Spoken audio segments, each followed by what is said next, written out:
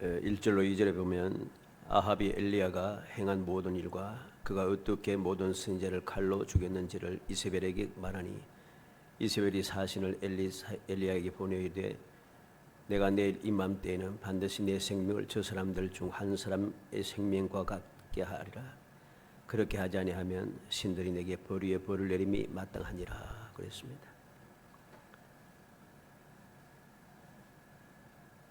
엘리야는 갈멜 산상에서 큰 기적을 체험하고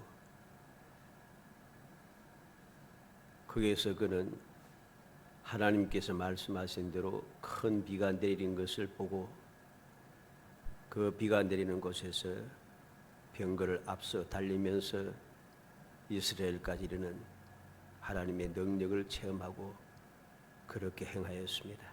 그런데 갑자기 이세벨을 통해서 전가를 받았습니다. 내가 내일 이맘때는 반드시 내 생명을 저 사람들 중에 한 사람의 생명과 같게 하리라. 한마디로 죽이겠다는 거죠. 죽이겠다.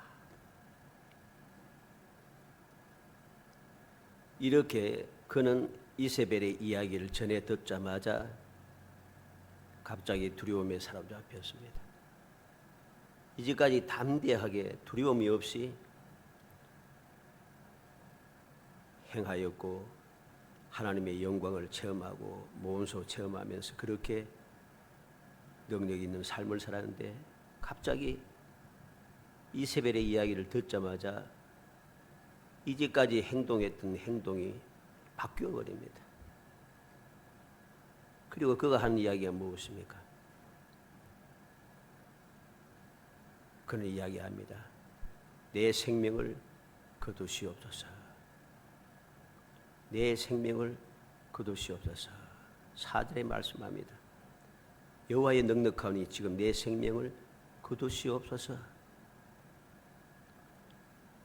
왜 엘리야는 갑자기 내 생명을 거두어 달라고 나를 죽여 달라고 이야기하고 있는가? 뭐 죽고 싶으면은 그냥 가만히 있어도 죽어요. 왜? 이세벨이 죽이겠다 했으니까. 왜 자꾸만 이상한 소리를 하게 되는가?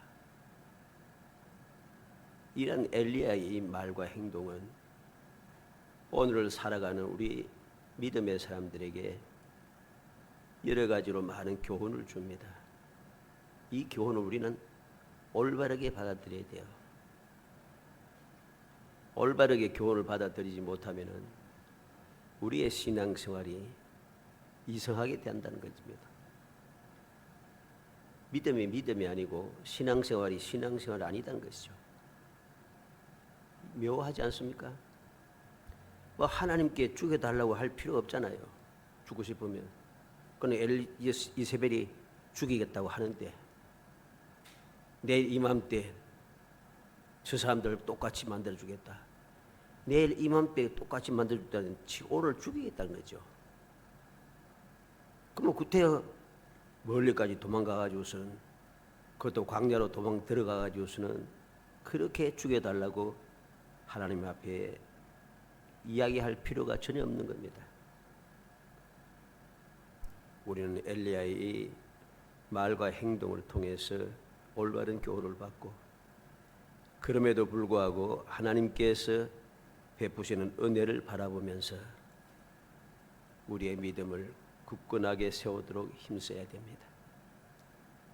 우리의 믿음이 자꾸만 바뀌지 않도록 상황에 따라서 환경에 따라서 이야기 들은 말에 따라 그 소문에 따라서 눈에 보이는 대로 보면서 판단하면서 그렇게 내 믿음이 자꾸만 흔들려서는 안 되는 거예요. 흔들리지 않는 믿음을 가지고 있을 때에 우리는 항상 하나님께서 함께 하시고 하나님께 친히 말씀하시고 하나님께 친히 역사하시고 하나님께서 돌봐주시는 은혜를 날마다 끊임없이 누리며 누가 뭐래도 평안하고 행복한 삶을 살 수가 있는 겁니다. 그런데 이 사실을 잊어버린 순간부터 내 눈이 세상을 보고 내 귀가 세상의 소리에 귀 기울이고 내 몸과 마음이 이제까지 살아왔던 신앙의 방법, 믿음의 방법에서 벗어나서 다른 방법을 사용하게 되면 그때부터 우리는 아무것도 아닌 것입니다. 아무것도 아니에요. 오늘 말씀을 통해서 우리가 올바른 교훈을 받아서 어떤 상황에도 하나님의 은혜, 세상을 보는 것이 아니라 하나님을 보고 세상의 소리를 듣는 것이 아니라 하나님의 말씀을 들으며 세상에 따라서 우리가 상황, 환경에 따라서 움직이는 것이 아니라 변함없는 믿음으로 움직여가서 우리 모든 성도들의 삶이 행복함이 넘쳐나는 정말 복된 성도들이 되시기를 주의 이름으로 축복합니다. 먼저 왜 그는 이렇게 내 생명을 거두어 달라고 했는가 하는 것을 알아야 됩니다. 앞서 이제 말씀을 잠깐 드렸습니다만 엘리야가 그렇게 절망할 수밖에 없었던 이유는 형편을 보고 도망하였다. 그렇게 3절로 5절에 보면 기록합니다. 그가 이 형편을 보고 일어나 자기의 생명을 위해 도망하여 유다에 속한 브엘세바에 이르러 자기의 사환을 그곳에 머물게 하고 자기 자신은 광야로 들어가 하룻길 좀 가서 한 로뎀나무 아래에 앉아서 자기가 죽기를 원하여 이르되 여호와의 넉넉하오니 지금 내 생명을 거두시옵소서. 나는 내 조상들보다 낫지 못하니이다 하고 로뎀나무 아래에 누워 자더니 천사가 그를 어루만지며 그 이르되 일어나서 먹으라 하는지라. 이 형편을 보고 일어나서 자기의 생명을 위해서 도망갔다 했습니다. 이 형편을 보고 어떤 형편입니까? 이세벨이 사람을 보내어서 내가 너를 죽이겠다 하는 이야기를 듣자마자 그 이야기를 듣고 그 형편을 보고서 그는 도망간 거죠. 어떻게 도망갔습니까? 생명을 위해 도망갔다 했습니다. 자기의 생명을 위해 도망하여 그랬습니다. 자기의 생명을 위해서 도망갔어요. 그리고 어떻게 도망갔습니까? 그는 홀로 도망갔다는 거죠.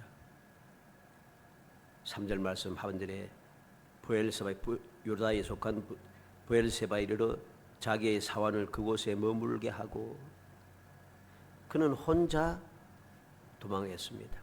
도망가서 한 일이 무엇입니까? 죽기를 원했다. 좀 이상하죠? 형편을 보고 일어나 자기의 생명을 위하여 도망했는데 광야로 들어가 홀로 도망가고 나서는 죽기를 원하고 있다. 살기 위해서 도망갔는데 실컷 도망가고 난 다음에는 죽기를 원하고 있다는 것입니다.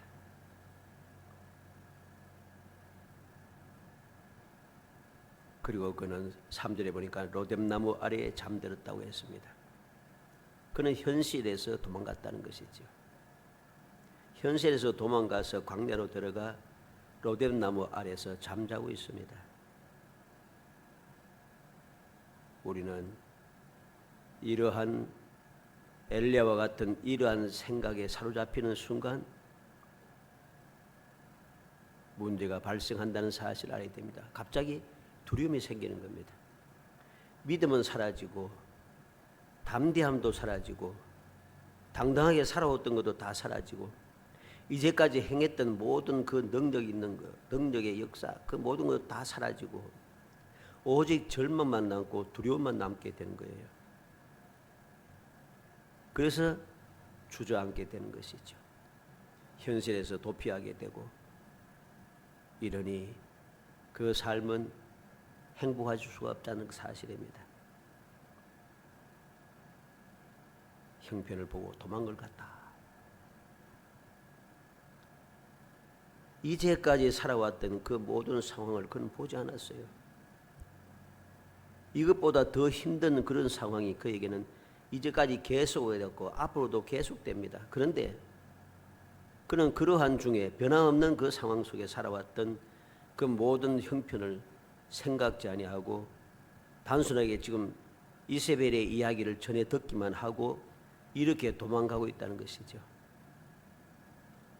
이것은 올바른 믿음의 자세가 아니란 사실을 알아야 됩니다. 우리가 신앙생활을 하면서 세상을 살아가다 보면은 갑자기 이러한 두려움이 생길 때가 있어요. 마음이 절망스러울 때가 있어요. 그러면 상황이 바뀌었는가? 바뀌지 않았어요. 똑같아요. 그런데도 갑자기 두려워한다는 거죠. 그래서 도망가기 시작하는 거죠. 두 번째로, 그럼에도 불구하고 하나님의 은혜가 있습니다. 천사가 찾아왔습니다. 5절로 8절에 로뎀나무 아래에 누워 자더니 천사가 그를 어루만지며 그에게 이르되 일어나서 먹으라 하는지라. 본적 머리맡에 숯불에 구운 떡과 한 병 물이 있더라. 이에 먹고 마시고 다시 누웠더니 여호와의 천사가 또다시 와서 어루만지며 이르되 일어나 먹으라. 내가 갈 길을 다 가지 못할까 하노라 하는지라. 이에 일어나 먹고 마시고 그 음식물의 힘을 의지하여 40주 40야를 가서 하나님의 산 호렙에 이르니라. 그는 갑자기 형편을 보고 두려워하여 도망갔지만은 그렇게 두려워하면서 도망간 그 엘리야를 하나님께서는 그냥 버려두지 않았어요. 선지자라는 사람이 뭐 저렇게 왔다 갔다 하냐 책망도 하지 않았어요. 뭐 저렇게 믿음도 없이 자꾸 흔들리는가? 왜 저렇게 두려워하는가? 여러 가지로 비난하지도 않았습니다. 그냥 천사를 보내서 그를 위로하고 있는 것이죠. 그가 앞으로 해야 할 일이 무엇인가를 가르쳐주고 앞으로 해야 할 일을 잘 감당할 수 있도록 힘을 공급하고 있다는 것입니다. 그래서 5절 6절에 보면 어루만지며 일어나 먹으라 합니다. 천사가 그를 어루만지며 그에게 이르되 일어나서 먹으라. 그냥 말로만 일어나서 먹으라 하는 것이 아니고 숯불에 구운 떡과 한 병 물이 있더라. 모든 것을 준비해 놓고 어루만지며 일어나 먹으라 하고 위로하고 격려하는 것입니다. 그런데 그는 이러한 하나님의 은혜를 체험하고서 그런데 다시 누웠어요. 먹고 마시고 다시 누웠더니 하나님의 이러한 은혜를 체험하고서도 믿음을 회복하지 아니하고 그냥 그대로 다시 누워버렸다는 거죠. 그랬더니 하나님께 또다시 천사를 보냅니다. 7절에 여호와의 천사가 또다시 와서 어루만지며 이르되 일어나 먹으라. 내가 갈 길을 다 가지 못할까 하노라. 일어나 먹으라. 갈 길을 다 가지 못할까 하노라. 다시 찾아와서 위로하면서 그를 따독이면서 먹으라고 이야기합니다. 왜 먹어야 하는가? 갈 길을 다 가지 못할까 하느라 가야 할 길이 있다는 소리죠. 가야 할 길이 있어요. 지금 광야에서 머물러서 그냥 로뎀나무 아래에서 잠만 자고서 죽기만 기다리는 것이 선지자 엘리야가 할 일이 아니라는 소리입니다. 얼마나 엘리야가 마침 이 로뎀나무 아래에서 광야의 로뎀나무 아래에서 잠자다가 죽어버리면은 얼마나 말이 되겠어요? 얼마나 사람들이 조롱거리가 되겠습니까? 이러한 조롱거리가 되는 행동을 해서는 안 되는 거죠. 그래서 하나님께서는 깨닫지 못하고 또다시 잠들고 있는 엘리야에게 또다시 천사를 보내어서 말씀하고 있는 겁니다. 여기 자꾸만 들어누워 자지 말고 일어나 가라는 것입니다. 이 떡을 먹고 이 물을 마시고 갈 길을 다 가라는 것이죠. 천사의 공급을 받은 음식물의 힘을 의지하여 엘리야는 40주 40야를 가서 하나님의 산 호렙에 도착했다고 말씀은 우리에게 8절에서 기록해 주고 있습니다. 자, 우리는 이렇게 하나님께서 내 생명을 거두시옵소서 하는 하나님의 뜻을 알지 못하고 가야 할 길을 가지 아니하고 엉뚱한 곳에 가서 들어누워서 죽기를 기다리는 사람에게 하나님께서 어떠한 은혜를 베푸시는가 하는 것을 우리가 보게 되는 것입니다. 이것을 보면서 나도 이렇게 해야지 이게 아니고 이렇게 하나님의 은혜가 그럼에도 불구하고 임하시는 것 보면서 엘리야가 낙심하여서 두려워하여서 죽기를 기다리는 것, 광야에 들어가 로뎀나무 안에서 잠자다가 죽기를 원하는 것, 이게 우리가 할 일이 아니고 나도 그렇게 한번 해봐야지, 이건 망령된 일입니다. 그렇게 하지 말고 천사를 보내어서 할 일을, 가야 할 길을 가르쳐 주시고 그것을 감당할 수 있도록 은혜 베푸신 것을 보면서 어떤 상황에도 흔들리지 않는 믿음을 우리는 간직해야 하는 것입니다. 교훈을 받아서 절대로 낙심하지 아니하는 그런 사람이 되어야 됩니다. 하나님께서 나를 부르시는 그 때까지 내가 해야 할 일을 끊임없이 해 가야 한다는 소리입니다. 세상의 방법대로, 인간의 생각대로 모든 것을 껌맺고 해서는 안 된다는 것이죠. 하나님의 뜻에 따라서 하나님께서 원하시는 대로 우리는 모든 일을 끝까지 행해야 됩니다. 그래야지 하나님께 영광이 되고 나에게도 기쁨이 되고 소망이 있어지는 겁니다. 만약에 이 로뎀나무 아래에서 엘리야가 자다가 죽게 되면 어떻게 되겠어요? 하나님의 영광은 가려지고 엘리야는 조롱거리가 되는 것이죠. 이거는 있어서는 아니 되는 일인 것입니다. 하나님께서 이렇게 낙심하고 있는, 죽기를 기다리고 세상 사람들의 조롱거리가 될 수밖에 없는 그런 행동을 함에도 불구하고 은혜를 베푸시는 것을 우리는 마음에 새겨야 됩니다.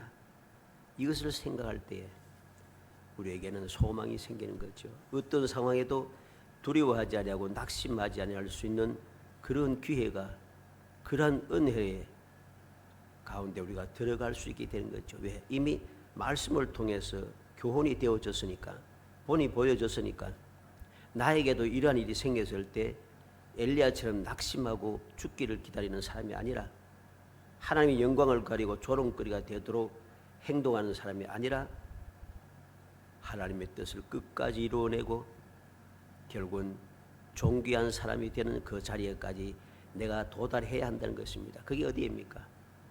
엘리야는 하나님의 말씀을 듣고 하나님의 말씀대로 끝까지 행함으로 결과 어떻게 되었어요? 살은 채로 천국의 하늘나라로 올라가는 놀라운 영광을 그는 얻게 되었습니다. 사랑하는 성도 여러분, 우리는 엘리야가 왜 절망했는지 우리는 생각해야겠습니다. 왜 절망했습니까? 엘리야가 절망한 이유는, 낙심한 이유는 사람의 말을 듣고 사람의 행동을 보았기 때문입니다. 1절로 3절의 말씀을 보죠. 그는 사람의 소리를 듣고 그 사람의 그 행동 그절을 보았습니다. 그래서 그는 절망하고 두려워하게 된 것입니다. 이세벨의 말을 전해 듣고 상황을 생각해 보니 두려움에 사로잡혔다는 것입니다. 단순히 말을 전해 들은 것뿐입니다. 아직 상황이 바뀐 것도 아닙니다. 왜 상황이 바뀐 것 아닙니까? 이미 이전부터, 지금 갑자기 이런 게 아니고 이전부터 엘리야를 죽이고자 계속해서 찾았던 사람입니다. 열왕기상 18장 10절에 19, 내 주께서 사람을 보내어 당신을 찾지 아니하는 족속이나 나라가 없었는데 그들이 말하기를 엘리야가 없다 하면 그 나라와 그 족속으로 당신을 보지 못하였다는 맹세를 하게 하였거늘. 이전부터 계속해서 엘리야를 죽이고자 찾고 있었어요. 갑자기 이세벨이 죽이겠다 해서 상황이 바뀐 게 아니라는 소리입니다. 상황은 변화없이 그대로 있었어요. 근데 그는 상황이 바뀐 줄 착각을 하는 겁니다. 상황이 바뀐 것이 아닙니다. 그는 갑자기 이제까지 듣고 보고 행하던 대로 하지 않고 갑자기 다르게 행동한다는 겁니다. 이제까지 그는 아합이 죽이려고 찾고 있는데 어떻게 행동했습니까?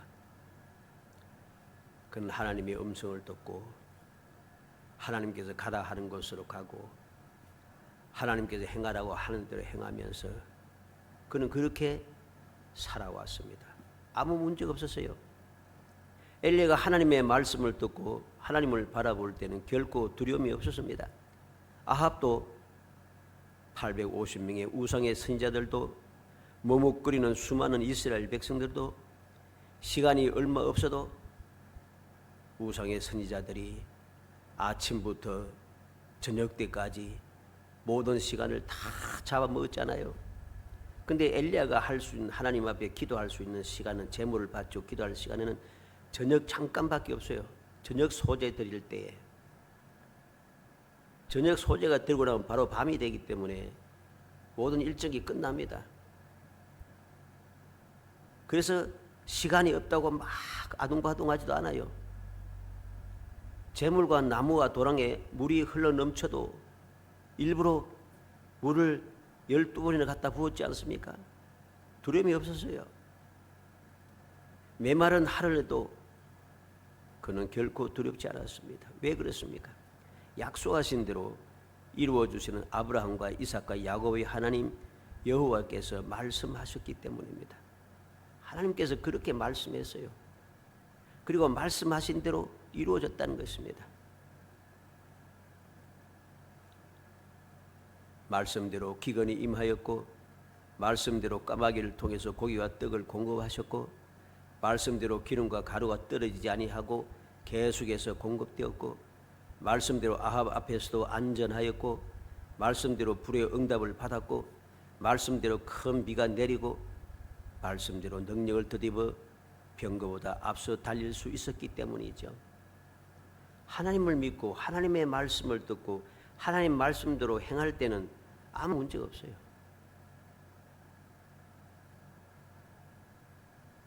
믿음의 사람은 믿음의 사람답게 살아야 합니다. 다른 방법으로 살아서는 안 된다는 것입니다. 세상을 보고 사람을 보아서는 안 됩니다. 세상의 소리를 듣고 사람의 소리를 들어서는 안 됩니다. 오직 믿음의 주 온전케 하신 예수 그리스도를 바라보고 오늘도 보좌 우편에서 우리를 위해서 기도하시는 주님의 기도의 음성을 들으며 오늘도 탄식하시며 우리의 마음속에 좌정하셔서 우리 위하여 기도해 주시는 보혜사 성령님의 그 기도를 들을 수 있는 믿음을 가져야 한다는 소리입니다. 이것이 바로 우리가 변함없이 담대하게 세상을 이기며 살아가는 비결이라는 사실입니다. 받은 은혜를 잊을 때 우리는 약해지고 절망할 수밖에 없습니다. 우리는 분명히 알아야 됩니다. 처음부터 나의 부족함과 어리석음과 연약함은 아무런 문제가 되지 않았어요. 엘리야의 그 모든 인간적인 성정은 처음부터 아무 문제가 없었어요. 엘리야가 다른 사람보다 더 믿음이 출중하고 능력이 대단하고 용기 백배하고 그래서 그가 이렇게 하나님의 음성을 들으며 하나님의 능력을 행하며 살아간 거 아닙니다. 오직 하나님의 은혜를 입어서 하나님의 능력으로 그렇게 됐다는 소리죠. 엘리야의 능력이 아닌 거예요. 받은 은혜를 잊어버리는 순간 두려워하고 절망하게 된다는 것입니다. 처음부터 나의 부족함과 어리석음은 그리고 연약함은 아무 문제가 되지 않았습니다. 처음부터 끝까지 오직 하나님의 은혜로 이루어진 것이기 때문이죠. 내가 예수를 믿게 된 것도 하나님의 은혜고, 내가 예수를 믿음으로 죄 사함 받고 구원받아 하나님의 자녀가 된 것도 하나님의 은혜고, 내가 연약한 내가 신앙생활을 계속해서 할 수 있는 것, 이제까지 살아온 것도 앞으로 살아가는 것도 역시 하나님의 은혜고, 갑자기 내가 능력이 많아지고 재물이 많아지고 재주가 출중하게 되고 아는 사람 말고 빽이 좋아서 그래 되는 거 아니에요. 처음부터 끝까지 지금부터 계속 영원토록 우리는 변함없는 그대로예요. 그대로예요. 근데 갑자기 잘 살아오다가 이야기 한번 듣고는 상황은 그대로 변함이 없는데 이야기 한번 들었다고 해서 갑자기 변하면은 이게 문제인 것이죠. 고린도후서 4장 8절로 9절에 우리가 사방으로 우겨쌈을 당하여도 쌓이지 아니하며 답답한 일을 당하여도 낙심하지 아니하며 핍박을 다 받아도 버림받지 아니하며 거꾸로 뜨림을 당하여도 망하지 아니하고, 바울 사도는 성도의 삶의 모습을 그대로 이야기합니다. 사방으로 우겨싸움을 당하고 답답한 일을 당하고 핍박을 당하고 거꾸로 뜸을 당해서 저는 이제 망하였다. 그렇게 모든 사람들이 다 주장하고 그렇게 생각해도 아무것도 아니라는 거죠. 아무 상관없이 우리는 주님의 은혜로 이기게 된다는 것입니다. 고린도후서 4장 16절로 17절 말씀에 그러므로 우리가 낙심하지 아니하노니 그 사람은 후패하나 우리의 속은 날로 새롭도다. 우리의 잠시 받는 환난이 경한 것이 지극히 크고 영원한 영광에 중한 것을 우리에게 이루게 함이니 낙심하지 않는다 그랬습니다. 낙심하지 않는다. 왜? 아무리 생각지 못했던 일, 감당하지 못할 것 같은 일들이 자꾸만 생겨서 나를 힘들게 하고 나를 슬프게 만들고 나를 억울하게 만들고 나를 여러 가지로 힘들고 좌절스럽게 만드는 일들이 끊임없이 생겨도 낙심할 필요 없다는 것입니다. 그것은 잠깐이고 그것은 가벼운 것이라는 것입니다. 히브리서 11장 1절 2절에 믿음은 바란 것들의 실상에 보이지 않는 것들의 증거니 선지자들이 이로써 증거를 얻었느니라 했습니다. 믿음은 바란 것들의 실상이고 보이지 않는 것들의 증거라고 했습니다. 앞서간 많은 믿음의 사람들이 바로 이러한 증거를 가지고 믿음을 지키며 살아왔다는 것이죠. 히브리 11장 6절에는 믿음이 없이는 하나님을 기쁘시게 하지 못하나니 하나님이 낮게 나가는 자는 반드시 그가 계신 것과 또한 그가 자기를 찾는 자들에게 상 주시는 이심을 믿어야 할지니라. 믿음이 없이는 하나님을 기쁘시게 할 수 없습니다. 믿음이 없이는 하나님께 주시는 상급, 즉 복을 받아 누릴 수 없다는 사실입니다. 세상을 이길 방법도 없습니다. 왜? 원래부터 나는 연약한 존재이기 때문이죠. 그래서 사도 요한은 요한일서 5장 4절 5절에서 무릇 하나님께로부터 난 자는 세상을 이기느니라. 세상을 이기는 승리는 이것이 우리의 믿음이니라. 예수께서 하나님의 아들이심을 믿는 자가 아니면 세상을 이기는 자가 누구냐? 믿음으로 세상을 이긴다는 것이죠. 전능하신 하나님께서는 항상 엘리야의 일거일동을 다 살피고 계셨습니다. 그래서 그가 낙심하여 로뎀나무 아래서 잠들어 있을 때에 천사를 보내어서 그를 위로하고 그에게 떡과 물을 공급하시고 친히 찾아오셔서 말씀하시고 앞으로 해야 할 일을 가르쳐 주시며 그를 영광의 자리로 이끌어 주셨다는 사실을 우리는 명심해야 됩니다. 하나님께서는 항상 우리를 보고 계시다는 것이죠. 보고 계실 뿐만 아니라 우리를 보호하신다는 것입니다. 신명기 32장 10절에 여호와께서 그를 황무지에서 짐승에 부르짖는 광야에서 만나시고 호위하시며 보호하시며 자기 눈동자같이 지키셨도다.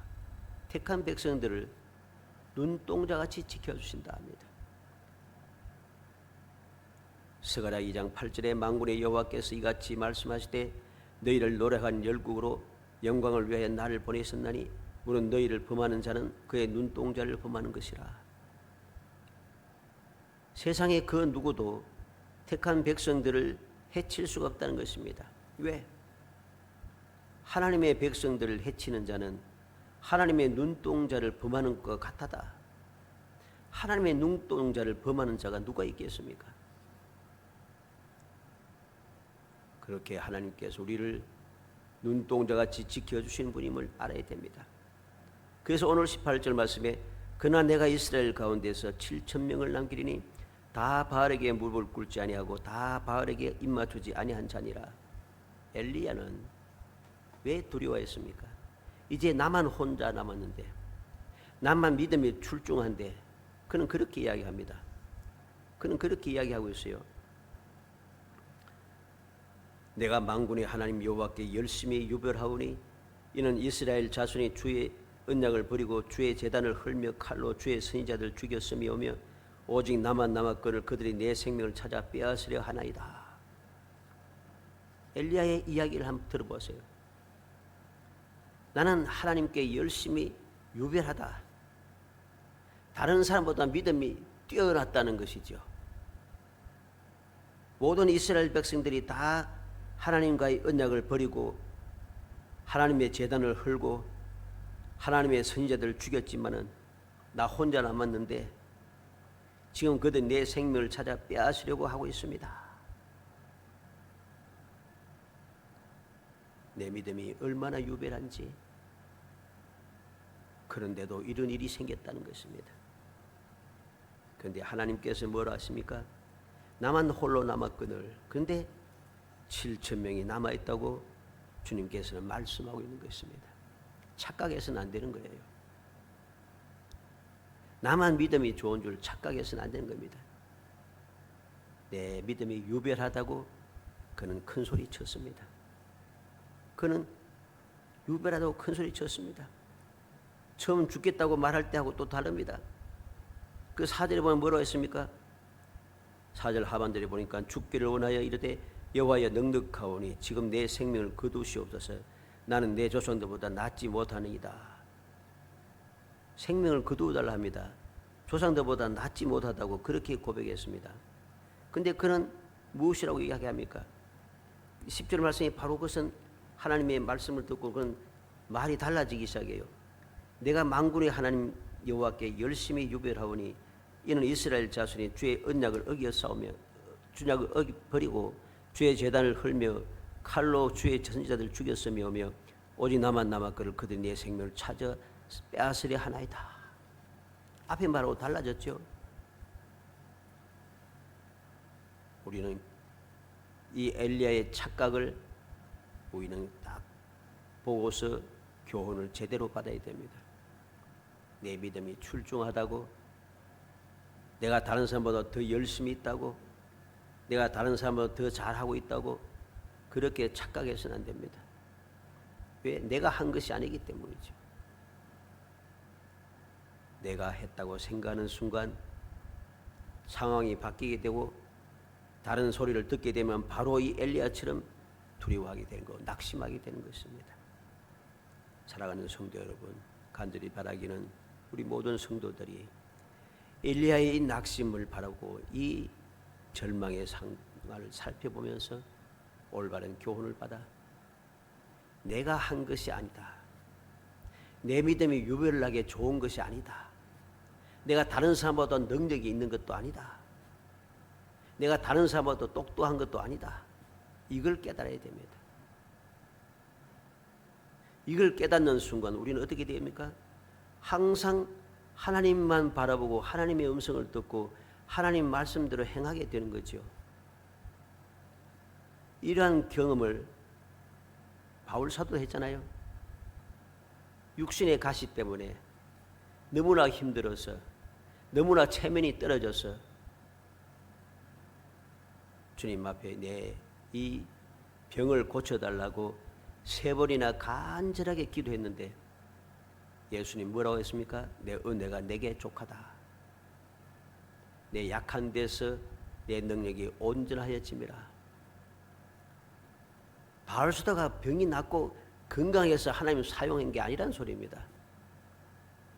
바울 사도가 약하면 약할수록 하나님의 능력은 바울 사도에 더 강하여진다는 것이죠. 내가 능력이 있다고 착각하는 순간부터 문제가 생기기 때문이죠. 그래서 바울 사도는 평생을 고백했습니다. 내 약한 것을 자랑하리라. 내 자랑은 예수 그리스도의 십자가밖에 없다. 그러한 마음을 가지고 평생을 살았기 때문에 그는 낙심하지 않고 절망하지 않고 끝까지 목숨을 내어놓고 끝까지 그는 갈 수 있었습니다. 우리도 바로 이러한 믿음을 마음속에 간직해야 됩니다. 내가 한 것이 아니라는 것, 하나님의 은혜로 된 것임을 믿고 내가 약하다고 내가 부족하다고 그렇게 낙심하지 말고 그것에 사로잡히지 말고 어떠한 순간에도 나는 약하고 나는 어리석고 나는 부족해도 하나님께서 나를 위해서 하신다는 사실을 믿고 그 믿음대로 살아감으로 어떤 상황에도 흔들리지 않는 능력을 발휘하고 능력을 체험할 뿐만 아니라 영원히 행복한 삶을 살아가는 정말 복된 성도이 되시기를 주의 이름으로 축복합니다. 은혜 감사합니다. 사랑하여 주셔서 택하여 주시고 택한 저희들 하여금 주님의 은혜를 마음에 새기게 하심을 감사합니다. 내가 능력이 많고 내가 지혜롭고 내가 모든 사람보다도 가진 것이 많고 재능이 많고 내가 모든 사람보다 아는 빽이 좋아서 하나님께서 나를 택하시고 내게 은혜 베푸신 것이 아님을 깊이 명심케 하여 주시기 원합니다. 착각하지 않게 하시기 원합니다. 모든 것이 다 하나님의 은혜임을 믿고 고백하는 삶이 되게 하시고 오직 주님만 바라보는 삶을 되올 수 있도록 성령께서 감동하여 주시기 원합니다. 끊임없이 저희의 생각과 마음을 사로잡아 주시기 원합니다.